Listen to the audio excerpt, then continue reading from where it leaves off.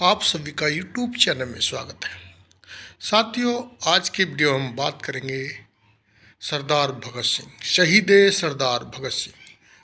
आज ही के दिन 23 मार्च 1931 को 7:33 पर सरदार भगत सिंह को फांसी दे दी गई थी।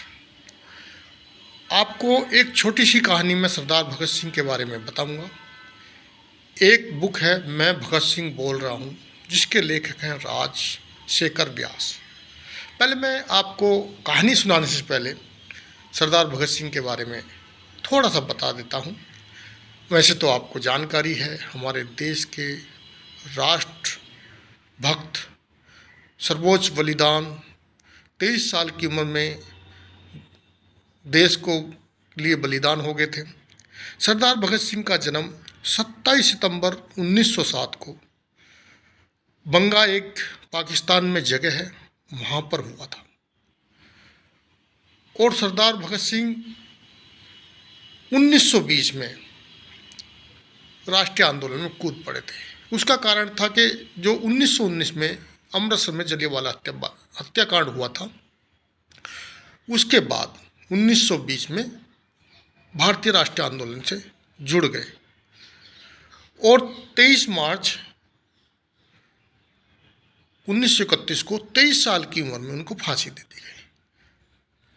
उनके बारे में जानने के लिए बहुत सारी पुस्तक हैं, उनकी भी हैं, उनके ऊपर लिखी गई हैं। जैसे मैं भगत सिंह बोल रहा हूँ, मैं नास्तिक क्यों हूँ, भगत सिंह और उनके साथियों के दस्तावेज, और उसके साथ भगत सिंह की जेल डायरी, और बहुत सारे तमाम लेखकों ने उनके बारे में लिखा है, उनके बलिदान के बारे में लिखा है। और भगत सिंह जो एक बहुत ही ज़्यादा, कहने मतलब तेजस और क्रांतिकारी और एक चिंतक और देश के बारे में इतनी कम उम्र में सोच रखने वाले एक महान भारतीय क्रांतिकारी थे। तो मैं आपको बता रहा था कि मैं आपको एक आज उनकी छोटी सी कहानी बताऊंगा, जो इस बुक के दृष्टांत में लिखी गई है। मैं भगत सिंह बोल रहा हूँ। यह पुस्तक राजशेखर व्यास की है, उन्होंने लिखा है। इसमें लिखा गया है कि सरदार भगत सिंह, इनके द्वारा जो एक एसोसिएशन गठित किया गया था, जिसको शॉर्ट में जो है HSRA बोला जाता था, उसमें बहुत सारे नौजवान ज्वाइन कर रहे थे। लेकिन इनके शौर्य तेजस को देखते हुए एक बहुत सुंदर लड़की ने इस संगठन को ज्वाइन कर लिया। और सरदार भगत सिंह उस कहने का मतलब ये है, सुखदेव बताते हैं कि उसके प्रेम में पागल हो गए, यानी कि प्रेम करने लगे थे। और सुखदेव ने कहा सरदार भगत सिंह से कि आप अब क्रांतिकारी आंदोलन के लिए नहीं रह गए हैं, यानी कि आप जो है अब एक क्रांतिकारी या अब देश के बलिदान के लिए नहीं रह गए हैं, क्योंकि आप जो है एक लड़की के प्रेम में पड़ चुके हैं। तो इस पर सरदार भगत सिंह इटली के, जो यंग इटली के स्थापक थे मेजनी, उनका उदाहरण देते हैं। जब इटली में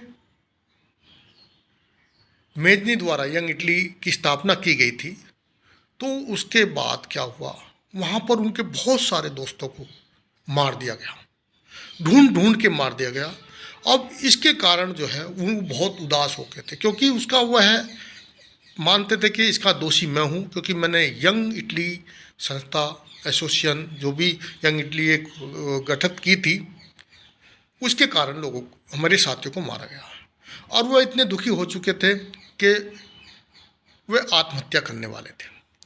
और आत्महत्या करने वाले थे तो उसी समय उनकी भी एक प्रेमिका होती थी। उनका एक पत्र मिलता है, वो प्रेमिका का पत्र पढ़ते हैं। पढ़ने के बाद वह अपनी आत्महत्या का जो विचार था उसको छोड़ देते हैं, और उसके बाद एक इटली में बड़ा परिवर्तन उनके कारण आता है। फिर इसमें क्या होता है, जब सेंट्रल हॉल में बम फेंकने के लिए एक इस एसोसिएशन का ग्रुप बना, उसमें सरदार भगत सिंह का नाम नहीं था। उसमें सुखदेव, राजगुरु और राज शरण नाम के एक व्यक्ति का नाम था। लेकिन सुखदेव की बातों के कारण राजशरण का नाम भगत सिंह कटवाते हैं और उसके स्थान पर वहाँ पर जाते हैं और खुद सेंटर हॉल में बम फेंकते हैं। और बम फेंकते हुए पता है वहाँ पर क्या बोलते हैं, बहरों को सुनने के लिए धमाकों की ज़रूरत पड़ती है। वैसे तो ये जो शब्द है बहरों को सुनने के लिए धमाकों की ज़रूरत पड़ती है, एक फ्रांसीसी विद्वान है वरेट उनका है, लेकिन यह शब्द जब वहाँ पर बोला गया काफ़ी फेमस हुआ और भी आज भी भारतीय इतिहास में उनके कुछ बोले हुए जैसे रंग दे बसंती चोला इत्यादि जो हैं बहुत ही ज़्यादा फेमस हुए। और इस कांड के बाद क्या होता है कि वहाँ पर हत्या हो जाती है सैंडर्स की और इन पर लाहौर की जो अदालत है मुकदमा चलता है, जिसको लाहौर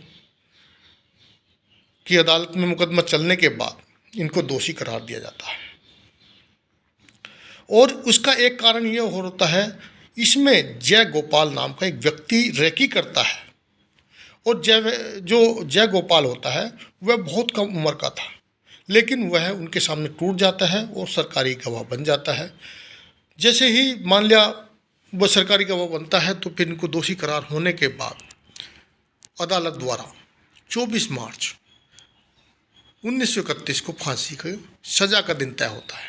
लेकिन भारत की आम जनता के डर से अंग्रेजों के द्वारा 23 मार्च 1931 को 7:33 पर